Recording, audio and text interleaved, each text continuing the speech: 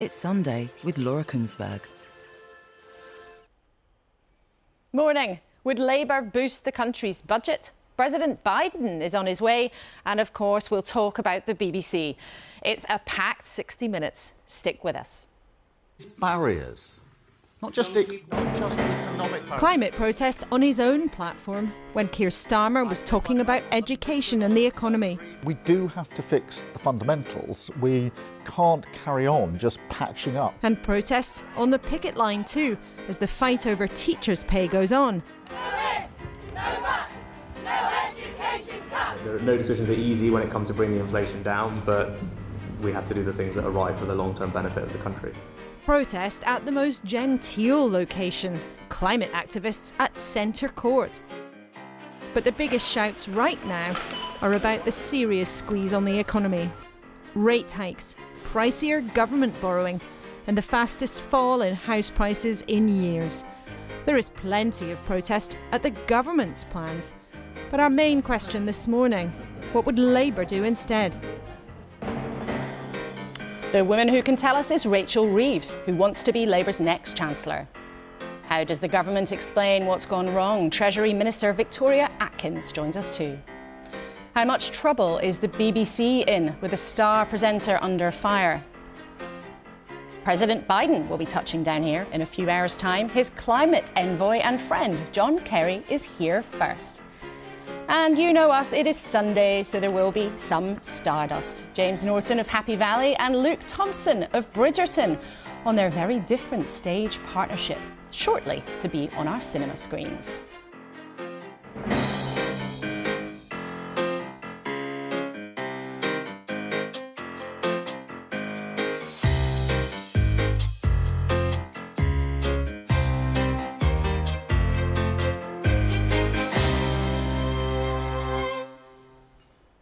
Morning. With all of us at the desk for the next hour, David Gauke, who sat in Conservative cabinets for many years, the editor of the Daily Mirror, Alison Phillips, and the former editor of ITN, professor and TV newsman, Stuart Parvis. A very warm welcome to you all.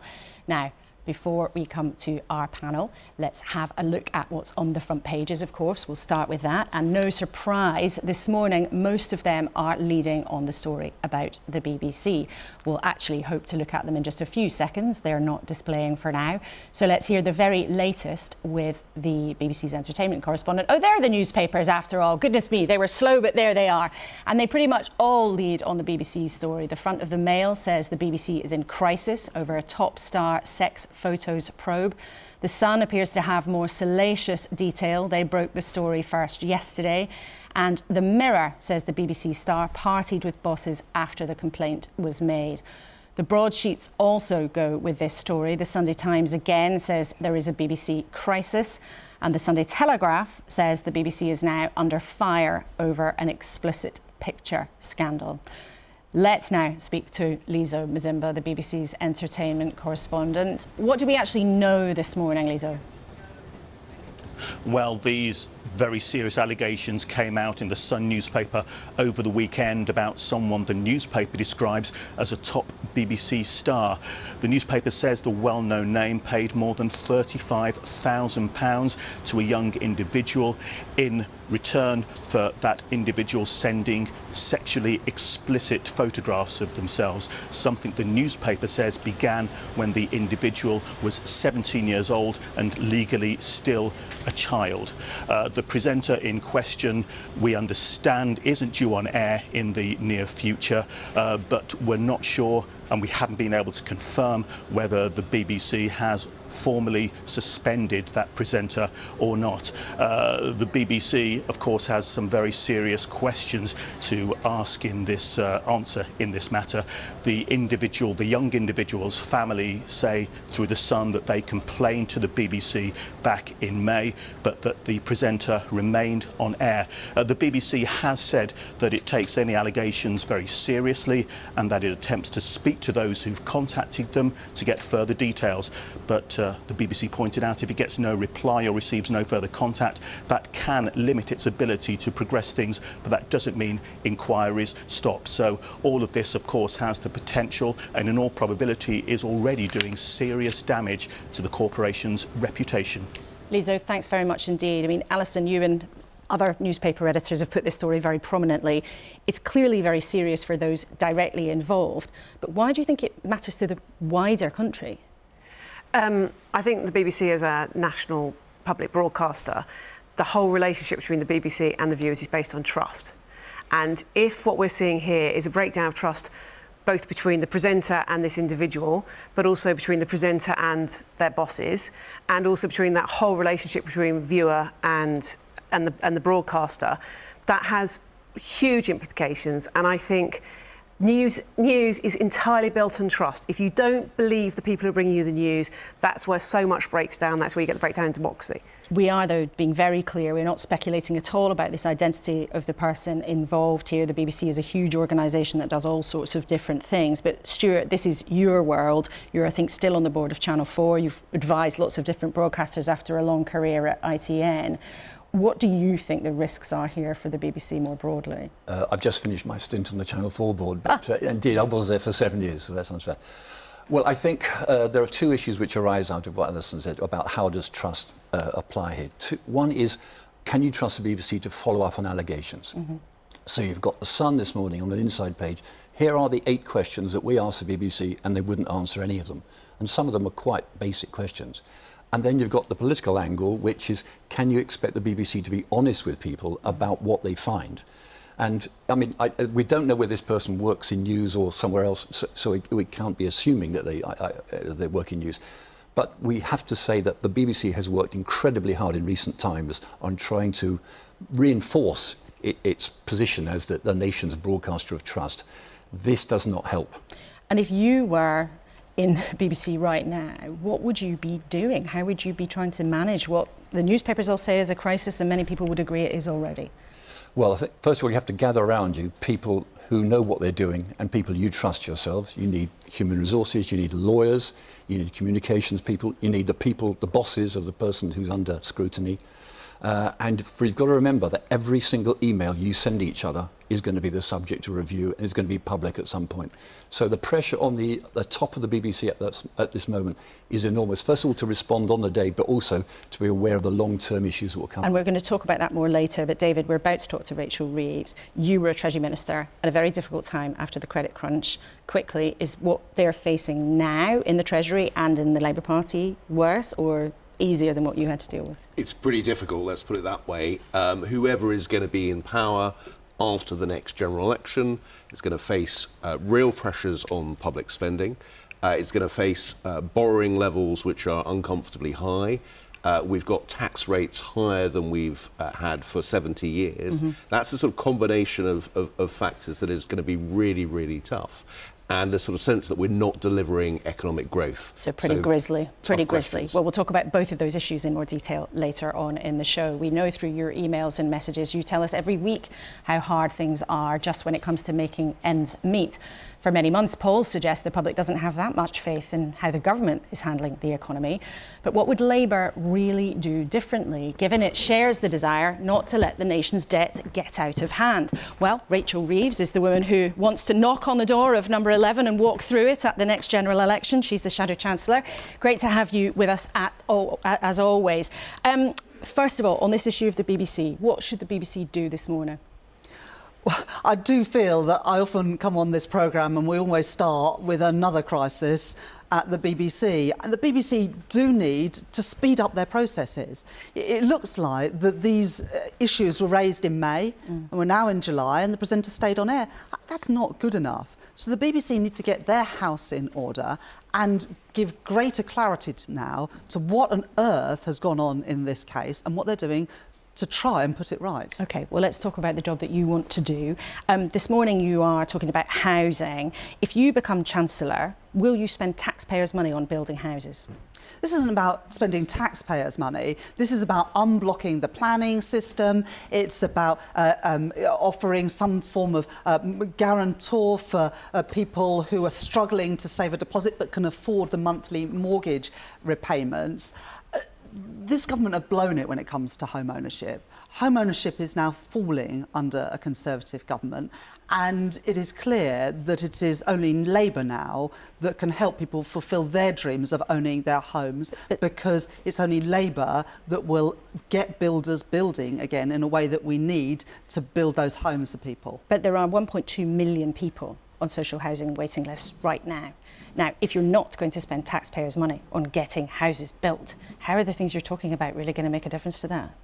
Well, if you look at home ownership levels, they were once as high under the last Labour government as 70% of people owning their own homes. That's fallen now to 64%. And but that's not my question. My question is, if you're not going to spend taxpayers' money building houses, you've been really clear about that, how on earth can you guarantee to our viewers that there are going to be more homes to rent and more homes to buy? Because builders want to build, it's just the planning system mitigates against that. The government, of course, got rid of the planning targets, so local authorities now have no obligation, no targets to build new homes, and as a result, those homes aren't getting built. And this has a real economic impact as well. If house building falls in the way that is now expected, that's a £44 billion hit to the UK economy every single year. And many businesses as well say that they struggle to recruit people because people can't afford to live in the places where the jobs are being generated. But success so this is incredibly important. Everybody knows it's important. So that builders can build. And everybody knows it's important, but successive Conservative governments have said, we'll unblock the planning system. That's what we need to do. That's the formula. Except that many experts in this sector think unless you're going to do something much bolder, much bigger, something like perhaps spending taxpayers' money to get things built, it's not going to make that much difference. And that's not what the house builders are saying. The house builders are not saying that they need government money. What they are saying is they want those planning targets back and they want the planning system unblocked. That is what Labour offers in contrast to the Conservatives. But do you really think, can you really tell our viewers that there's very much difference to what you're saying? Because the Conservatives say, we're going to work around the planning system. You're saying you're going to work around the planning system. The government are not saying that. The government, Rishi Sunak, caved into his backbenchers a few months ago at Christmas last year, 3 days, I think, before Christmas, caved in and said, do you know what, we'll just end these planning targets. So they are not even trying. They've given up, they've blown it. But you're confident that tinkering with the planning system is going to make a big difference to putting roofs over people's heads in this country? And that is what builders are saying to us as well. You unblock the system and we will build the homes. And then young people and families who dream of home ownership will be able to fulfil that dream again. And let me just also say this. You know, there are people who have managed to get on the housing ladder who are now seeing their dreams turn into nightmares because of the Tory mortgage bombshell. But you're not proposing giving them money to help, are you? Well, what we've said is that the scheme for lenders has got to be mandatory. At the moment, people are falling through the cracks because their lenders aren't signing up to these But you're schemes. not proposing to give them taxpayers' cash, which no, is... No one is. Well, the Liberal Democrats are, but we've got lots to talk about. That makes no sense at all, to be honest, because we are in a high inflation environment. Just an untargeted giveaway to people makes no sense at all. This is about practical things to keep people who are struggling in their homes, and that's what Labour's scheme would do. Let's talk about one of the other big areas that I know you really care about. Last time you came on this programme, you said that you'd be spending £28 billion a year on green projects. You said it was crucial, and you said it needed urgency. Now, since you came on last, that has now been delayed. Are you 100% committed to reaching that level of spending, £28 billion a year, by the end of the first Parliament if you win the election?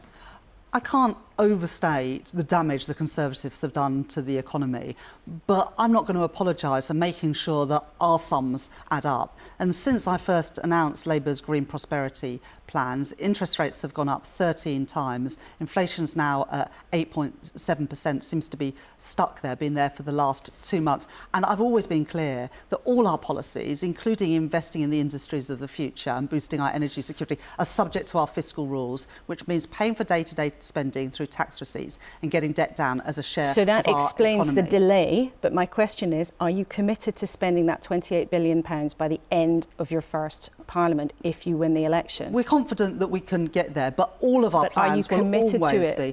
Yeah, we're committed to it, but it's subject to our fiscal rules. And that's really, really important to say that. And those are your limits on spending, that jargon. Yes, and what I say is that you pay for day-to-day spending through tax receipts and you get debt down as a share of the economy. David Gauke made a really good point on the panel earlier. Debt has tripled under the Conservatives. Debt is now the same size as our whole economy. We've got to get a grip of that, and all of our plans will be consistent with those fiscal rules. And those fiscal rules, which are the spending limits, so that you only borrow if it's something for a big long-term project and everything else is accounted for day to day, that is very clearly, from what you've just said, at the absolute top of your list. All of our plans, other things will have to wait. All of our plans will be built on a rock of economic and fiscal responsibility. Labour will not play fast and loose with the public finances, because the people who pay the price for that are people who own their own homes, who wish to own their own homes, people running small businesses who have been terribly affected by the turbulence in the economy, the increases in mortgage rates, the increases in prices in the shops. We will never put family finances at risk in the way the Conservatives have. But that does mean by implication that your £28 billion target, which I know you care about very deeply, that could still be vulnerable, that could be ditched if the numbers don't work. If we look at the numbers in the most recent government forecasts, we can get to that total investment of £28 billion a year. The government, of course, are spending money themselves. But you're not committing to it. Well, everything will be subject to the fiscal rules, okay, but the numbers that we see really currently, yeah. the numbers we see currently, I'm confident that we can get there. But the fiscal rules are non-negotiable. I will never play fast and loose with the public finances. What's interesting about this is that the last time we had a government that said fiscal rules, spending limits were at the top of the list, the way they dealt with that was to introduce austerity. And by your analysis, you've written, austerity starved the economy of the investment it needs to grow. Austerity failed. But listening to you today, if spending limits, those fiscal rules at the top of your list, by your logic, you might make the same mistake again. No, this is nothing like what the Conservatives did. It's why, for example, the borrowing to invest is different from borrowing to pay for day-to-day spending. Investing in assets that can grow our economy, it is essential if we want to break out of this doom loop of low growth, high taxes. But you've just said you'll only do that if you can afford to. Well, and isn't it the case? And you're very proud, I think, of being disciplined on this. But isn't it the case that that discipline means going into the next election, it's very likely that Labour and the Conservatives will basically be following the same kind of tram lines on spending? I don't accept that at all. If you look, for example, what we've said around taxation of non-doms, I believe if you make your home in Britain, you should pay your taxes here. You know, and that's a Labour, marginal issue. Well, important to some people, Laura, but you know that's a small amount of cash in the overall thing. I don't think £3.5 billion a year is marginal. And we've said that we would use that money to invest in one of the biggest ever workforce expansions in the NHS. You had Steve Barclay on this programme last week. He said that he had an NHS workforce plan, but he had no idea how it was going to be funded. Labour do. We would fund it through that non-dom tax status being revoked. That is a tax loophole that has existed for 200 years. Labour would close it to invest in our public services. That's the difference between Labour and Conservatives. I explain how our sums add up, and I close loopholes if they don't work for working people and use them for the priorities that we see, the priorities for this country. And just yes or no, are you disputing then a suggestion, a report in the Sunday Times this morning that basically your spending plans are on the same track as Conservatives? You dispute that? Well, they're not on the same track. I've just given you one example, but there are others as well. But I am absolutely committed to fiscal discipline, and I have no desire to see the tax burden on working people increase. In fact, I would like the tax burden on working people to be lower, but it all has to be built on that rock of economic and fiscal stability, because if you put that at peril, then you see what's happened in our economy these last few months with sky-high interest rates and inflation that is very difficult to get under control. The election may still be a long time away, a lifetime in political sense, but Labour has been in the polls way ahead for many, many months. And it's interesting, some recent surveys have suggested that you're starting to get the kind of recognition as somebody who is very likely to be the next chancellor. You've built your argument this morning on being very tough on spending, very strict. But do you think you'll be a radical chancellor? Is that what you would want to be? I want to be the Chancellor that grows the economy and gives this country its hope and its future back.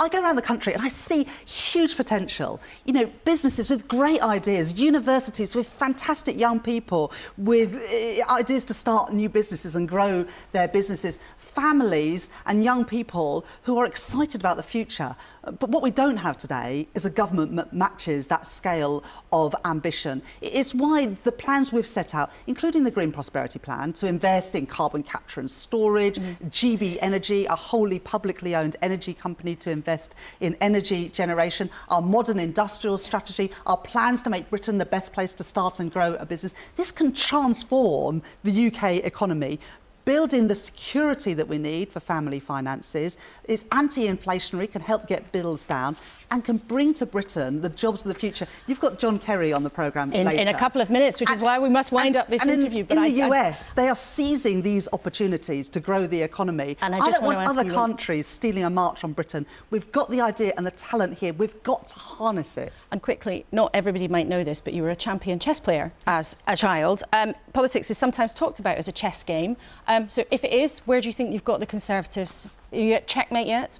Well, I describe it as we're a rook ahead after about 30 moves, but we're playing an opponent that usually beats us. So this is not in the bag, but we are determined to offer to the country the hope that it needs, but also the reassurance that our sums add up and we can make the change that this country desperately needs. OK, a rook ahead. I'm going to have to go off and look up what that actually means. But Rachel Reeves, that's 5 points. OK, thank you very much indeed, Rachel Reeves. It's always great to have you here with us in the studio.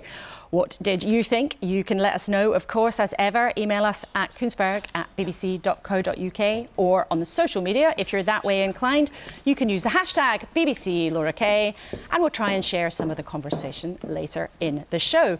And you can go to the BBC Live page. The address is there for you, bbc.co.uk, if you want to follow as we go along.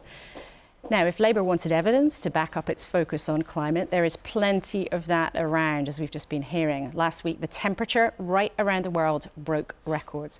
And the Secretary-General of the United Nations, Antonio Guterres, said this.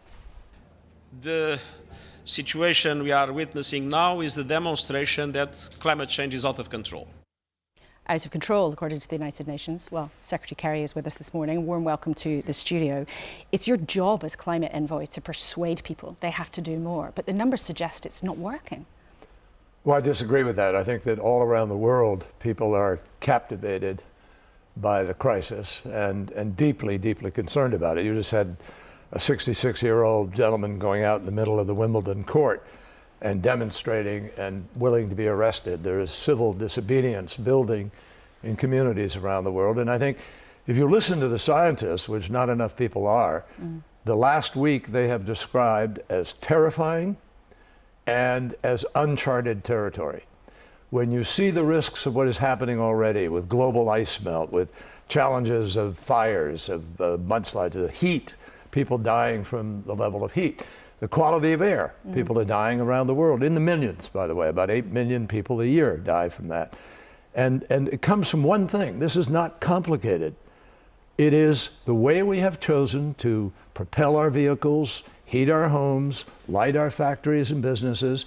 It's the provision of power, burning fossil fuel without capturing the emissions. We have two choices. You either capture the emissions or you don't create them in the first place. And that's the challenge that we face now. If you think, though, of what's happening in countries like China, where coal mine production is still going up, countries like India, countries who maybe sometimes talked a good game at big international gatherings like COP, the numbers in many cases are still going the wrong way. So why are you failing to persuade people to take the kind of radical action? Persuading people. Leaders. China is a country, a huge country. It's the largest emitter in the world. And we need China to cooperate, and we need to cooperate with China. People are sort of in this standoff, but we can't afford to be, which is why President Biden has just had the Treasury Secretary in China talking about economics, but who also talked about climate. And there will be other visits. And what we're trying to do is change the dynamic between our nations. We are the two largest economies in the world. We are the two largest emitters of greenhouse gas emissions. We need to work together in a cooperative way. I believe the Chinese are now talking about and thinking about how we can do that. We need to figure out that. But President Biden is deeply committed to this endeavor. Tomorrow we are hosting, Grant Shapps, the Secretary of Energy Security and Net Zero, and I are hosting a morning event with a group of philanthropists and CEOs.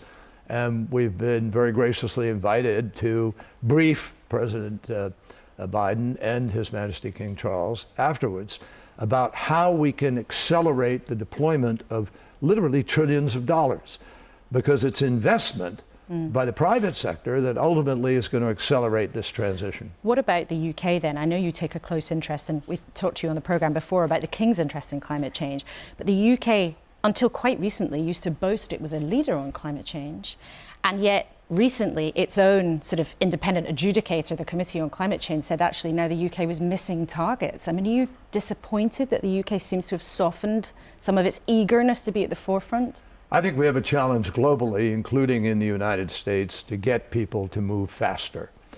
And we are doing, President Biden's trying everything possible, including the Inflation Reduction Act, which has raised some hackles in Europe and various places.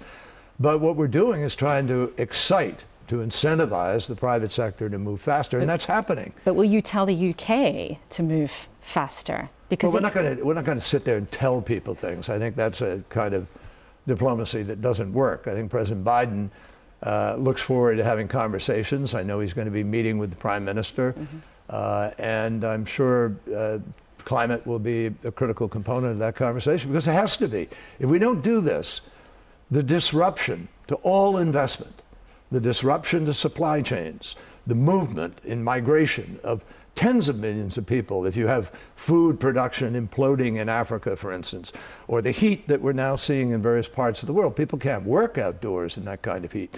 And we're seeing already in every aspect of life, it is now being affected by the climate crisis. But again, I say, this is not something where everybody has to go, oh my God, I don't want to do this because it's scary as hell and because we're not going to live the way we did. No, we will have a better quality of life. If you clean up the air, there'll be less people getting cancer, less people with emphysema or heart disease being affected. You'll have incredible health benefits. You will have food production and security benefits. You will have obviously the quality of air and climate, but equally importantly, our economies will flourish.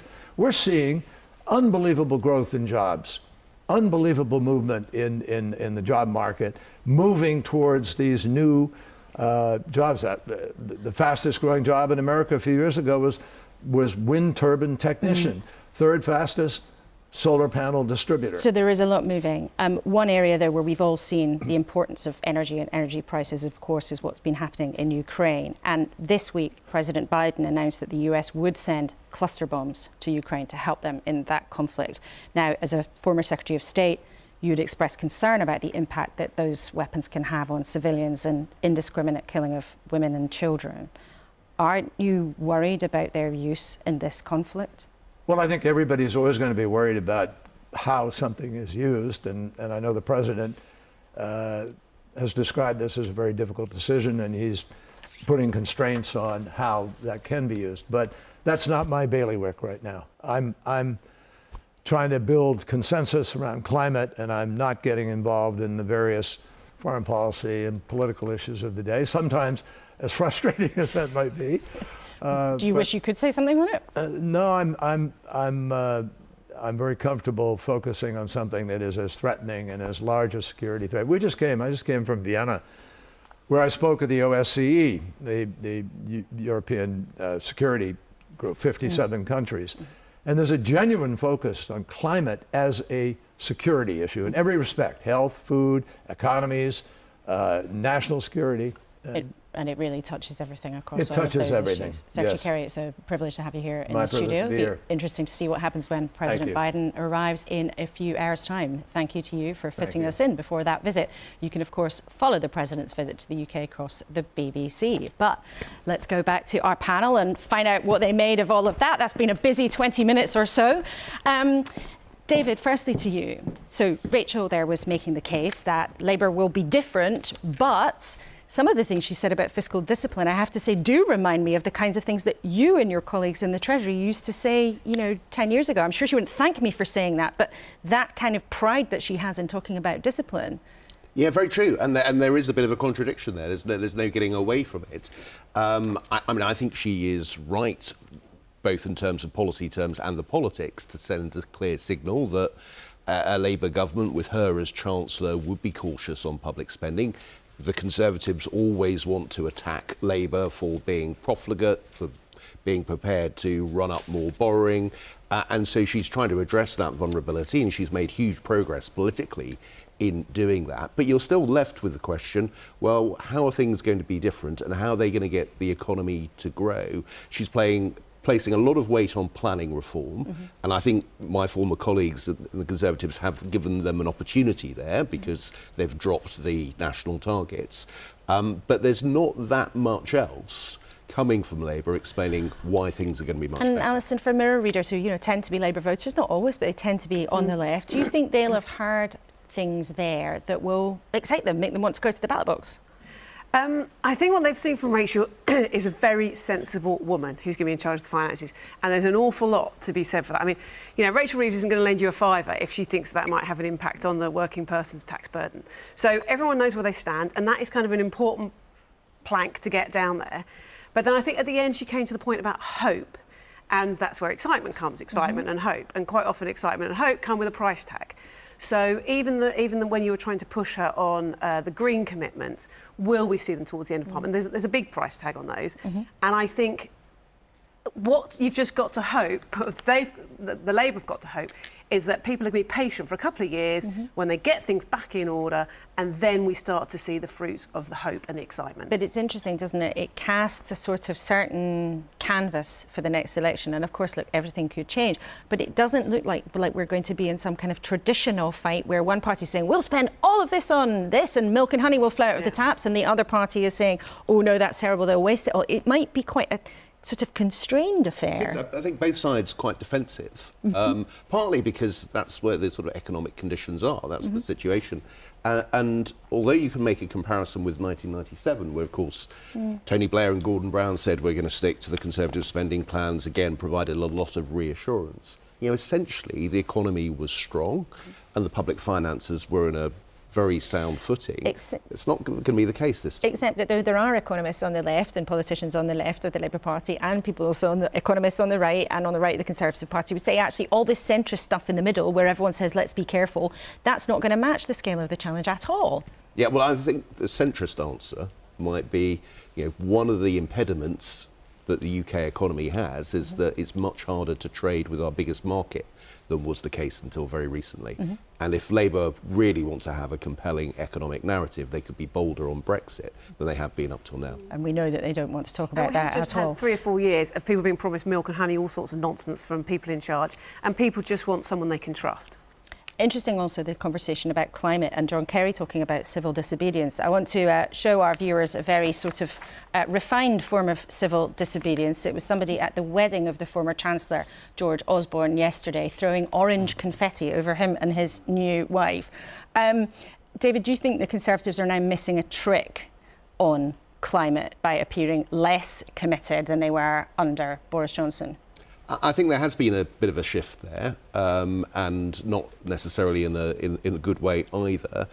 I do think on things like onshore wind, for example, that should be a very easy win. It's actually a popular policy to allow onshore wind turbines, and yet the government is not embracing that. It's not always very popular with Tory members. No, I know, but I think they're on the wrong side of the argument there, and they should shift their position. Got to ask if you were invited to the wedding. It looked like the sort of political event of the year. Well, I sadly not, but quite a lot going on. I didn't mean to intrude on any private grief. Stuart, let's talk then about the BBC. Now, Rachel Reeves said, basically, get on with it. Why is it taking so long?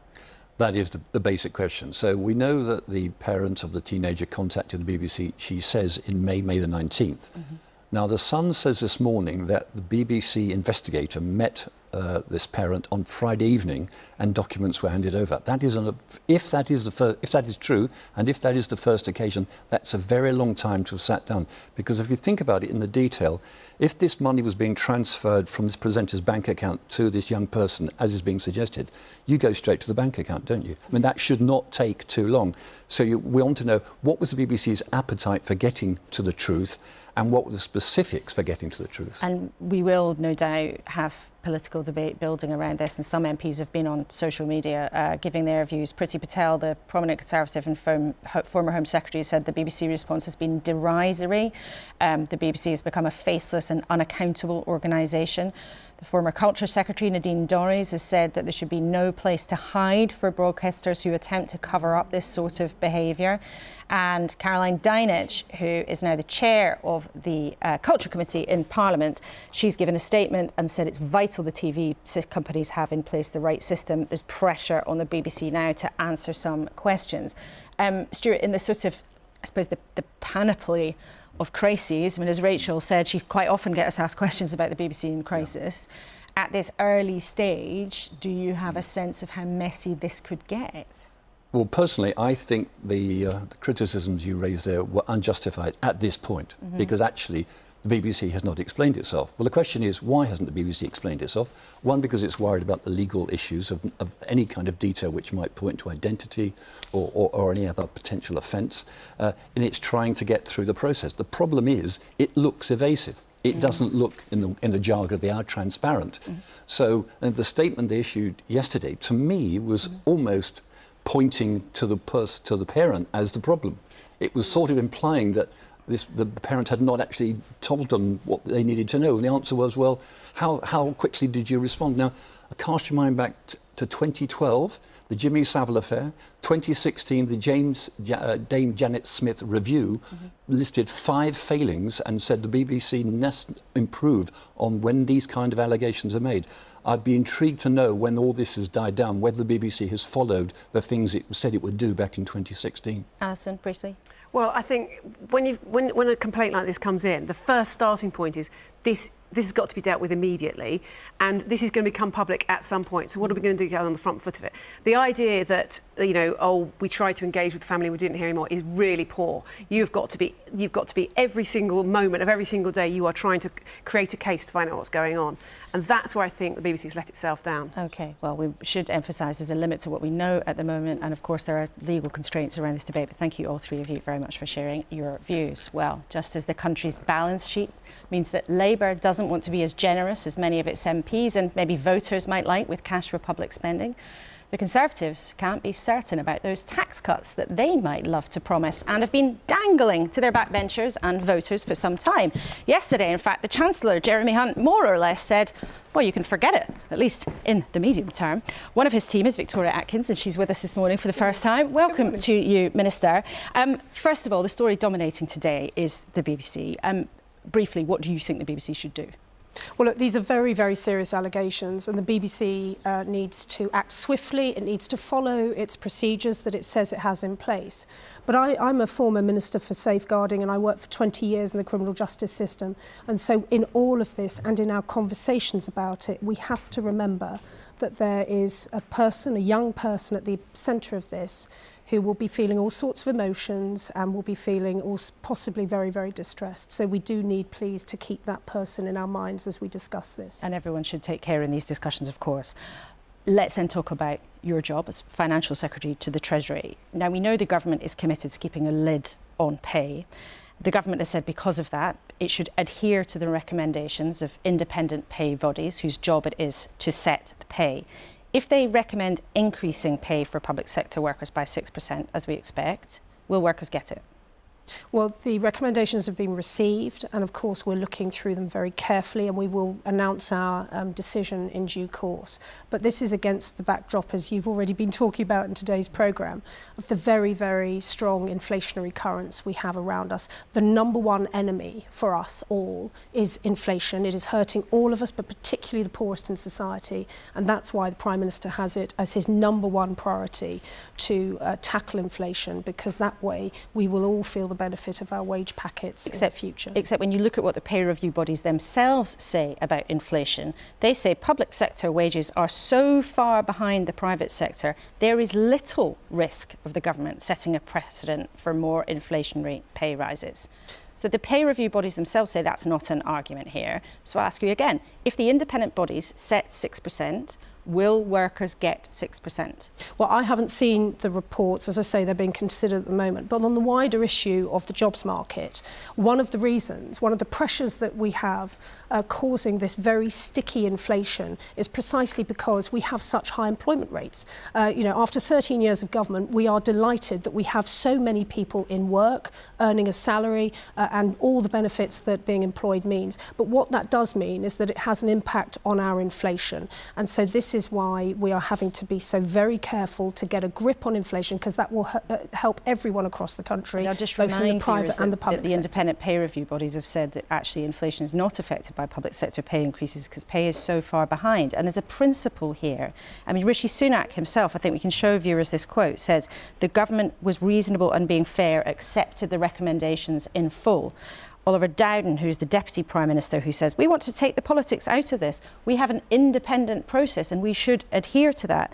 And you yourself said in the Houses of Parliament, pay for most frontline workforces is set through an independent pay review body process. Now, listening to you this morning, it sounds like actually you're ready to junk that process.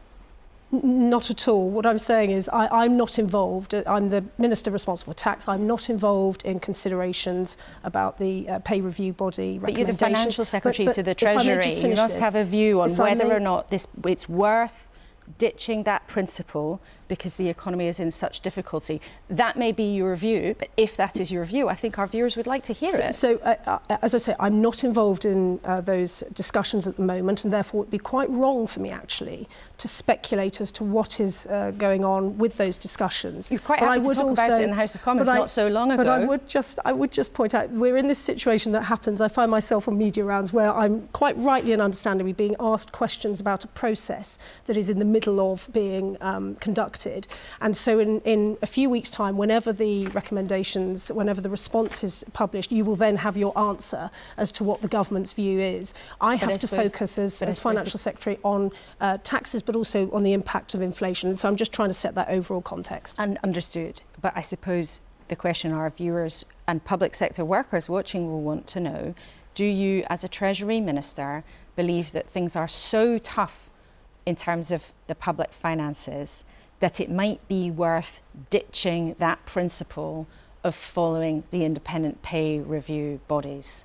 That's a question on principle. That's not me asking you to divulge all sorts of secret things. So we really value the fact, we value the bodies, we have got their report, we are looking into it, and the results will be announced soon. But do you have a view on whether it's time to ditch that principle? Maybe it's completely unaffordable, and you could say that to our viewers, and people might either understand or get angry. I can't really I can't comment on something I do not know, and I'm not, I'm not saying this because I'm trying to be awkward or avoid a question. I am not involved. Quite rightly, I'm not involved in that process because my responsibilities are collection of tax. Those others who are in government are looking at it incredibly carefully because we fully understand how important this is for people at home who are waiting the results of those decisions. Let's talk about tax then, which is your responsibility. Clearly, there's not much money to spend. We know that's the Treasury's thinking. Your boss, Jeremy Hunt, indicated very strongly that either voters or your colleagues on the Conservative backbenches hoping for tax cuts anytime soon should forget it. Yeah, and look, we are Conservatives. We absolutely fundamentally believe in lower taxes. I want people to be able to keep more of their hard-earned earnings in their pockets and purses.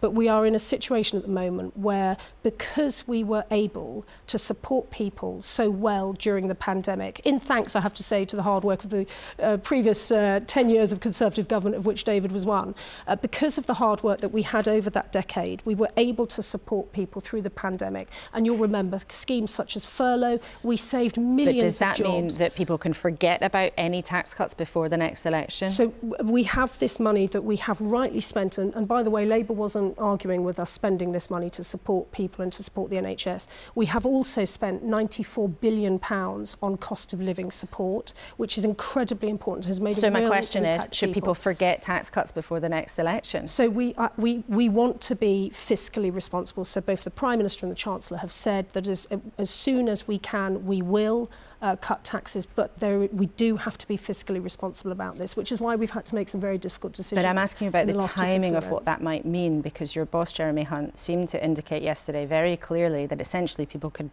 absolutely forget about the idea of any tax cuts in the autumn, and the implication being you might not be able to promise them before the election. So our priority, as Jeremy set out yesterday, has to be tackling inflation. That is the quickest way that we can help people make their wage packets go further.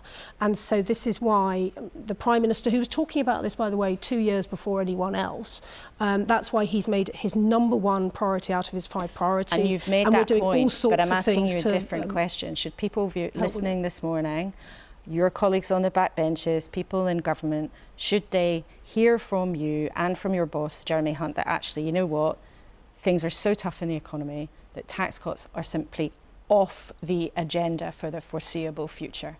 So as Jeremy, the Chancellor, said yesterday, we are having to tackle inflation. That has to be our priority. We do not have the headroom at the moment to look at tax cuts, but as soon as we can, as soon as we have taken the measures that we are taking to reduce inflation, then we will be able to start having those conversations. But would you say there's any chance of that happening this autumn now? I'm reminded of the fact that in the autumn we introduced the energy price guarantee, which not only helped people immediately with their energy bills, it's also cut 2 percentage points off inflation.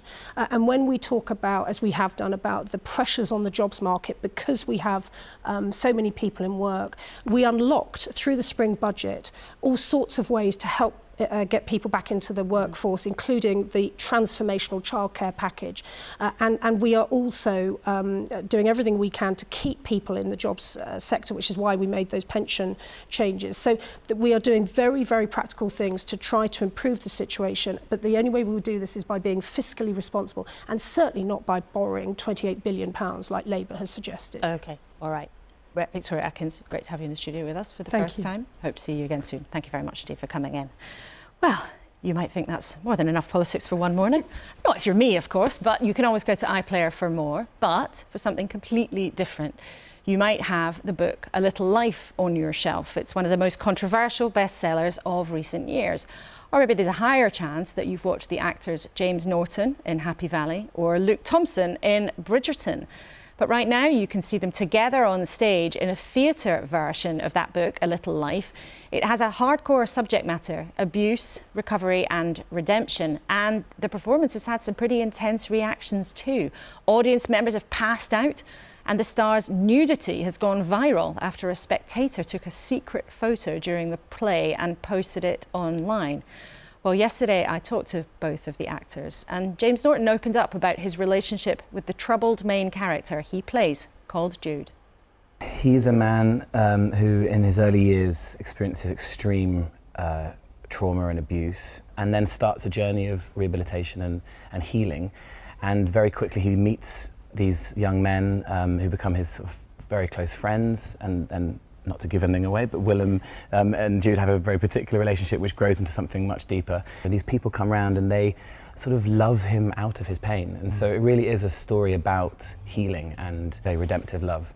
And the struggle of that, you know, how I think a lot of made is of how extreme the suffering is, but actually it is I think that sounds mad to say, but it is a relatable story, because I think it's about how hard it is, how suffering can define us, and how hard it is to let go of one's suffering. And actually, you know, we hold our suffering close, and it's quite hard to let go of it. But for people watching it here in the theatre and soon on cinema screens around the country, people are going to be able to see it. It is also, you know, a real kind of spectacle of, you know, self-harm, shouting, weeping, 3 hours of it. What's it like for you to do that every night? It's been the hardest thing I've ever done, career or otherwise, but it's also been the most rewarding. I will look back on this moment in my life, and I think it will have been a really important moment for me personally, for my career. I was terrified of this. And I still am most nights. I still get a bout of nerves before I go on. But that's the only testament to how much I care, and it's really wonderful to care this much about a job. One of the things that also happens in this play, which people are now very comfortable talking about, is male nudity. Do you feel that you've been objectified in a way that female actors actually wouldn't be now? Obviously there was one unfortunate moment when I was objectified and the photos were taken and it was put in the tabloid press. What was incredibly encouraging and sort of heartwarming about that experience was the way the community, the theatre community, and also just the wider community, like society in general. I mean, it wasn't like that big a story, but people who were aware of it really came together and said, this is just not appropriate at all. There was very little, it felt like from my point of view, there was very little sort of salivating around that story. If anything, it was outrage. And that was really a really encouraging reaction to what was a moment of objectification. Do you feel that as a young actor, most people watching this will know you from Bridgerton, when you sort of arrived on our screens and people thought, oh, goodness me, and you've got legions of fans, not least to share information and pictures and things about you on their phones. I mean, do you feel that is a particular pressure as an actor of your generation? Maybe. I mean, personally, not for me, because I'm not on social media, so I don't really care. As in, like, I don't even, it doesn't disturb me. Like, I sort of think the whole idea of being an actor is that you do want to live in people's imaginations in some kind of way. So I encourage it. I just don't want to have any part of it. Like, people are welcome to do whatever they like. I don't really care. Do you use social media? Do you think it's something that are you happy with the role it now has in the sort of, I suppose, the world of celebrity, really? I use it to promote work, which I'm proud of, and I'm really happy, for example, to be able to promote this. And when we film this show, I'll be able to reach the followers I have and hopefully encourage them to watch this, and I'm so proud of it. And social media will be a way of reaching more and more people. So there are positives. I'm a diabetic. I found incredible relationships through social media with other diabetics. I have masses of parents of diabetics or diabetics themselves reaching out on Instagram just saying, it's great to see you doing what you're doing. Is that a particular challenge when it comes to how physical being on stage for so long is? It is. I mean, it's challenging in a play environment anyway, because adrenaline affects sugar levels. The very fact that I can't leave the stage apart from the interval, for the 3.5 hours I don't leave the stage. And so I have to find kind of ingenious ways of working out what my sugar levels are doing and then mitigating against going hypoglycemic, which is the risky low, and that will then cause me to become disorientated and sweat and eventually, faint. So I have to mitigate against that, and I have these glucose shots spread around the stage. There are bits of food which I have to eat, and I have to eat more of it when I need the sugar and less when I don't. But so far it's been really encouraging, and I, if you'd asked me 6 months ago whether I would have been able to do a 3.5 hour play non-stop as a diabetic, I would have been really scared. And I'm so proud that I've proved to myself and to other type 1 diabetics that I'm able to do that. I'm sure that, I mean, a lot of people hearing you say that. And I know we have to finish now, but I want to just ask you both, when you get to the end of this run, I think there's another 4 weeks, what will you remember from this extraordinary production? Might there be a little bit of relief? So there will be a bit of relief. I was saying to you yesterday, I think I'll miss sharing a stage with him. Yeah, same. It's really, we have something very special up there. Yeah. It's very unique, and I think, something magic happens every night. I've never been a part of a play or a production, film or theatre, where every single night some moment of alchemy happens, and we experience it together, and the rest of the company experience it, and the audience experience it, and without being conceited at all, the fact that every single person in this auditorium stands at the end in the curtain call and cheers, I've never experienced anything like it. Every single night you see people just covered in tears. I will miss that, but I will also look forward to a little bit of a holiday, because it's been tough. Well, maybe you can work together again on something else. Maybe James Bond and Q. Which is You can have him, it's not my bag. Thank you so much for speaking to us today. Thank you. Thanks very much. He was a bit coy about that, wasn't he? And that stage version of A Little Life will be in a cinema near you across the UK from the 28th of September. Now, cast your minds back to the beginning of the programme, and making ends meet as a country is top of the list right now. And Rachel Reeves, who wants to be the next on the finances, would be her priority. All of our rock of economic and fiscal responsibility, because the people who pay the price for that are people who own their own homes, who wish to own their own homes, people running small businesses.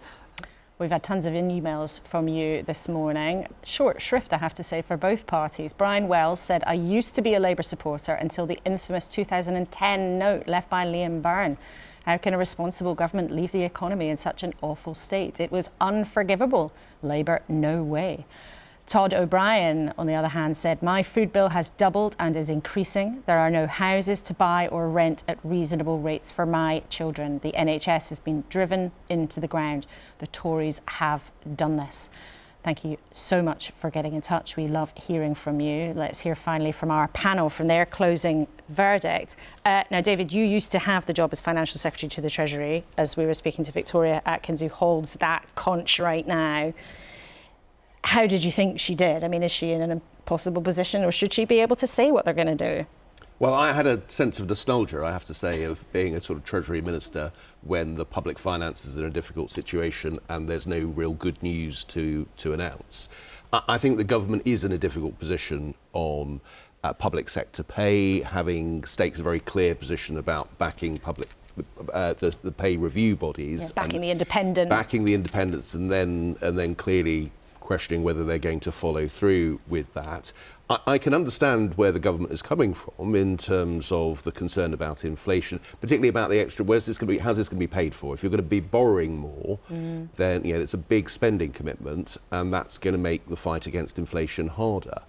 But we at the moment placing so much weight on public sector pay.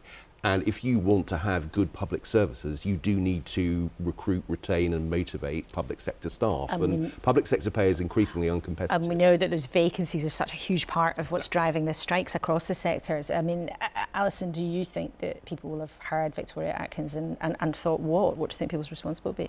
Yeah, I think it's pretty outrageous. I mean, that outrageous? Whole thing, well, the whole thing that she won't commit one way or the other is just more sort of waffle that people are just sick of. But also, we're talking about the people that have got us through the last few years of this pandemic, and after months of saying, no, it's the independent pay review, we can only follow the independent pay review. Oh, the independent pay review is saying something we don't want to hear, so we're not going to follow the independent pay review. It just stinks, and it again speaks to that kind of breakdown of trust. Finally, James Norton was quite coy there when I tried to tease him and have a bit of a gag about whether or not he might be the next Bond. Stuart, who would your dream Bond be? Dream Bond? Well, he presumably he needs to be macho, needs to get into trouble occasionally, but also get the nation out of trouble. So Ben Stokes. Oh, Ben Stokes. There we go. Alison, quickly, your dream Bond. I wondered whether Boris Johnson's out of job. He keeps running. Is he trying to get in shape for it, perhaps? Goodness me, there's a thought. David, a dream Bond for you? Do you back Boris as Bond? No. There's a slogan. Yes, that would be a surprise for so many ways. It would be against your brand. Ways. Yes, quite. And I think Ben Stokes needs to keep on the cricket. There we go. There we go. Well, we got an interesting idea of you, Stuart. Thank you all very much for all of your ideas and insights in the last 60 minutes. Thank you to you for sharing your stories, and of course for watching and being with us this morning when we have tried to sketch out a bit more of the real difference between Labour and the Conservatives on the economy. They do share an ethos right now that it's not the moment to be offering huge tax cuts or huge big cheques for ordinary public spending, whatever economists on the outsides might say. But we do know that the main party's instincts and ambitions are different, but they have different tasks as well. The opposition perhaps has to persuade you what it would mean in practice to translate a hefty poll lead into practical promises.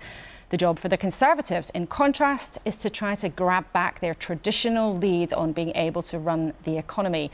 Years in power and months of chaos this year have squandered. That is quite the to-do list for both of them. As ever, thank you so much for your company. You can check in always on the BBC website or go to iPlayer if you missed anything, or I'll just look forward to seeing you here, same time, same place, next week. Goodbye.